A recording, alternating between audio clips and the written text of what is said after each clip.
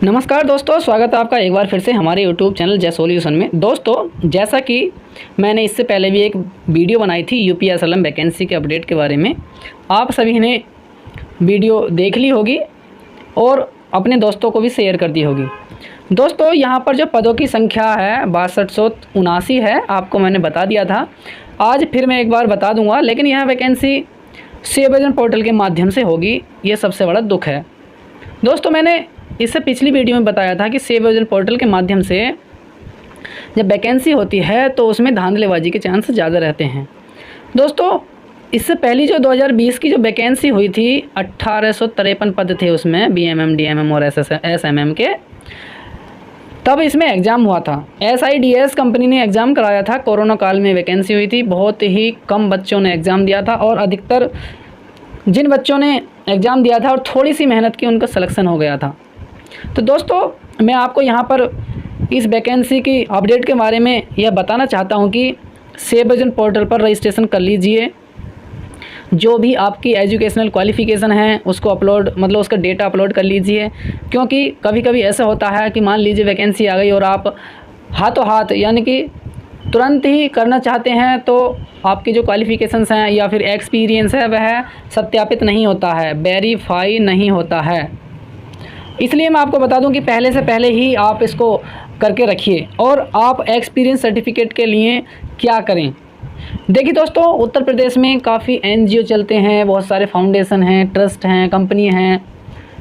आपने किसी न किसी कंपनी में, एनजीओ में वर्क किया होगा, आप उसका एक्सपीरियंस सर्टिफिकेट यहाँ पर लगाइए, उसका डेटा यहाँ पर फिल कीजिए। तो दोस्तों, यहाँ पर एक पॉइंट और है, क्या आउटसोर्सिंग नीति का विरोध होना चाहिए? तो दोस्तों हाँ, आउटसोर्सिंग नीति का विरोध होना बहुत ज़रूरी है। इससे बेरोज़गारों का मजाक बनाया जा रहा है।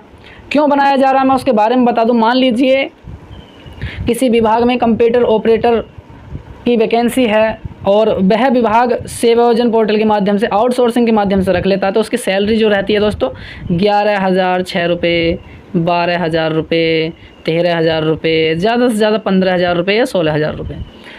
दोस्तों, अगर यही वैकेंसी सरकार पूर्ण गवर्नमेंट तरीके से करे, UPSSC के माध्यम से करे या फिर SSC के माध्यम से करे, तब उसको जो सरकारी सैलरी मिलती है 25-30 जो भी मिलती है वह मिलेगी और उसके परिवार का खर्च, उसका खर्च अच्छे से चलेगा।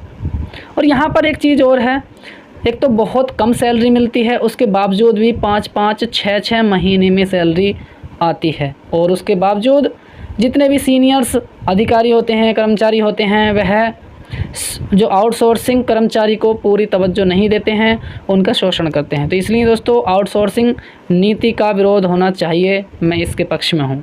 यदि आप भी अगर इसके पक्ष में हों तो आप मुझे कमेंट कीजिए, फिर मैं और कोशिश करूँगा वीडियो बनाने की। आपका सहयोग चाहिए। तो दोस्तों, यहाँ पर एक्सपीरियंस के बारे में बात कर रहे थे। एक्सपीरियंस बता देता हूँ कि कौन सी वैकेंसी में कितना एक्सपीरियंस मांगा गया है और किस फील्ड का मांगा गया है। चलिए दोस्तों, PDF पर चल। दोस्तों, यहाँ पर मैं सीनियर ब्लॉक मिशन मैनेजर के बारे में बताता हूँ। इससे ऊपर SMM की कई सारी पोस्टें रह गई हैं, DMM की पोस्टें रह गई हैं। उसमें थोड़ी थोड़ी पोस्ट हैं, 10-10, 20-20, 50-100, इसलिए जो ज़्यादा पोस्ट हैं उसके बारे में बता देता हूँ। यहाँ पर दोस्तों सीनियर BMM की जो वैकेंसी है 826 है और पोस्ट ग्रेजुएट डिग्री यहाँ पर मांग गया है और 2 साल का एक्सपीरियंस रिलीवेंट पोस्ट में होना चाहिए, रिलीवेंट जो क्वालिफिकेशन है। अब दोस्तों देखिए, यहाँ पर मैं बात करूँ कि रिलीवेंट क्या होता है। यहाँ पर UPSLM की 6 या 7 थीम होती हैं, उससे संबंधित अगर एक्सपीरियंस है तो बहुत ही अच्छा माना जाता है, ज्वाइनिंग के ज़्यादा चांस रहते हैं। यहाँ पर सैलरी 30,000 से 50,000 रहेगी। जो BMM है उनके पद हैं 813, यहाँ पर भी PG मांगा गया है। यहाँ पर 1 साल का एक्सपीरियंस मांगा गया है और यहाँ पर लिख दिया है इन्होंने, experience in specific theme in any rural poverty reduction programme. आपने ग्रामीण गरीबी से संबंधित कोई भी प्रोग्राम हो, उस पर वर्क किया हो, अर्थात आपने कोई ऐसा वर्क किया हो जो सोशल डेवलपमेंट या ग्रामीण विकास से संबंधित हो। यहाँ पर 25,000 से 45,000 के मध्य सैलरी रहेगी। दोस्तों, क्या आप जानते हैं हम एक NGO भी चलाते हैं। हमारे NGO के नाम है दृष्टि ग्रामीण विकास संस्थान। दोस्तों, आप हमारे YouTube चैनल के माध्यम से बहुत दिनों से जुड़े हैं, इसलिए आपसे एक रिक्वेस्ट रहती है कि हमारे यूट्यूब चैनल की जो वीडियोज़ हैं उनको शेयर ज़रूर करें, जिससे कि इस प्रकार की बहुत सारी जो इन्फॉर्मेशन हम देते हैं वो सभी लोगों तक पहुंच जाएं। और ऑथेंटिकेशन के बारे में तो आप जानते ही हैं कि हमारे चैनल के माध्यम से कोई भी न्यूज़ फेक नहीं दी जाती है, सारी न्यूज़ बिल्कुल 100% ऑथेंटिक होती हैं। उत्तर प्रदेश के जितने भी ज़िले हैं 75 के 75, उनमें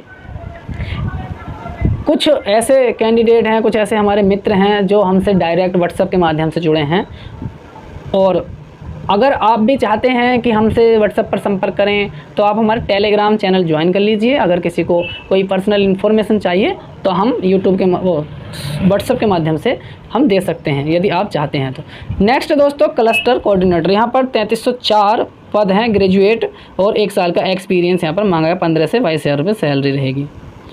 ब्लॉक डाटा एंट्री ऑपरेटर, इससे पहले ऊपर डिस्ट्रिक्ट लेवल पर भी डाटा एंट्री ऑपरेटर हैं। 124 पद हैं, ग्रेजुएट सर्टिफिकेट मांगा गया है। कंप्यूटर कोर्स में भी यहाँ पर सर्टिफिकेट होना चाहिए, हिंदी इंग्लिश की टाइपिंग होनी चाहिए, 1 साल का एक्सपीरियंस होना चाहिए, MS ऑफिस वगैरह की नॉलेज होनी चाहिए। 12 से 18 हज़ार यहाँ पर सैलरी रहेगी।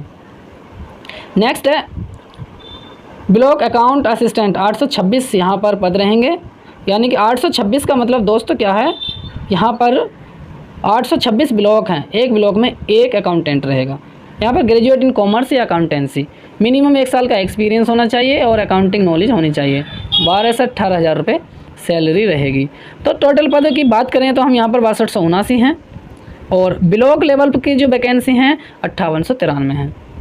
तो दोस्तों यहाँ पर जो हमारा उद्देश्य था आपको बताना, वह एक्सपीरियंस के बारे में बताना था। और आपसे फिर एक बार बोल रहा हूँ मैं कि आप सेव योजन के माध्यम से ज़रूर ही रजिस्ट्रेशन कर लें, जो सेव योजन पोर्टल पर रजिस्ट्रेशन होता है। चलिए दोस्तों, आज की वीडियो में बस इतना ही। मिलते हैं किसी नेक्स्ट वीडियो में नेक्स्ट इन्फॉर्मेशन के साथ। तब तक के लिए धन्यवाद।